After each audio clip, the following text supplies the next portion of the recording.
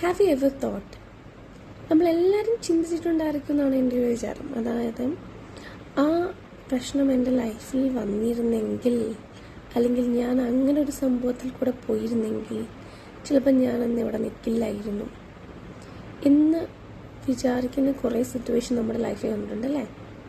So ഇന്ന് അങ്ങനെ ഒരു കാര്യമാണ് നമ്മൾ സംസാരിക്കാൻ പോകുന്നത്. Hi all, welcome to words of inspiration. സ്റ്റെഫിയാണ്. ഞാൻ കുറച്ച് നാളായിട്ട് ഇങ്ങനെ എന്നെ ചിന്തിപ്പിച്ച 2 വാക്യങ്ങളാണ്. ഒന്ന്, ഞാനിങ്ങനെ ചിന്തിക്കാറുണ്ട്, ഞാൻ ഭയങ്കര സ്ട്രോങ് ആയിട്ടുള്ള വ്യക്തിയൊന്നുമല്ല. ചില പരീക്ഷകൾ അല്ലെങ്കിൽ ചില സിറ്റുവേഷൻ എനിക്ക് വന്നിട്ടുണ്ടായിരുന്നെങ്കിൽ maybe I would have failed എന്ന് എനിക്ക് തോന്നാറുണ്ട്. ഓക്കെ, പക്ഷേ കർത്താവിനെ അതിൽ കൂടെ കടത്തിയിട്ടിട്ടില്ല. അത് ഐ വാസ് സോ ഹാപ്പി. കാരണം ചില ആൾക്കാർ പറയാറുണ്ട് കർത്താവിന് എന്നെ അത്രയ്ക്ക് വിശ്വാസമുള്ളത് കൊണ്ടാണ്.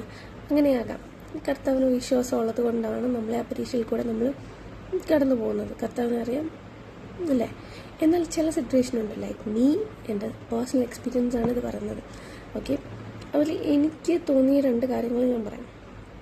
കർത്താവ് എന്നോട് സംസാരിച്ചൊരു കാര്യമാണ്, ഷിമോനെ സാത്താൻ നിങ്ങളെ ഗോതമ്പ് പോലെ പാറ്റുന്നതെന്ന് കൽപ്പന ചോദിച്ചു. ഞാനോ നിന്റെ വിശ്വാസം പോകാതിരിക്കുവാൻ നിനക്ക് വേണ്ടി അപേക്ഷിച്ചു. എന്നാൽ നീ ഒരു സമയം തിരിഞ്ഞു വന്ന ശേഷം നിന്റെ സഹോദരന്മാരെ ഉറപ്പിച്ചുകൊള്ളുക. ഇത് ലൂക്കോസ് 22:31. ഓക്കെ, ഇത് 1ാമത്തെ വാക്യം. 2ാമത്തെ വാക്യം എന്നെ ഇപ്പോഴും ഭയങ്കരമായിട്ട് എന്താ പറയുക ടച്ച് ചെയ്തൊരു വാക്യമാണ്. ഞാൻ സ്ഥിരം വായിക്കുന്നൊരു വാക്യമാണ്, വായിച്ച് പ്രാർത്ഥിക്കുന്നൊരു വാക്യമാണ്. And I really want everyone to pray with this words. ഏതാന്ന് വെച്ചാൽ 2 തിമോത്തിയോസ് 4:18.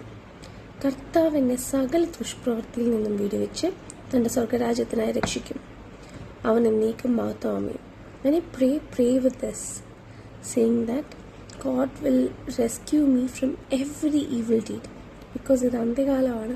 നമ്മളിനിയിപ്പോൾ എന്ത് ബലവാനാണ്, നമ്മളിപ്പോൾ എന്ത് വിശ്വസ്തനാണെന്ന് വിചാരിച്ചാലും there are things where you have to stand alone for your own decisions. അല്ലെങ്കിൽ നിങ്ങൾ ചെയ്യുന്നത് തെറ്റെന്ന് പറയുന്ന കുറേ ആൾക്കാർ കാണും.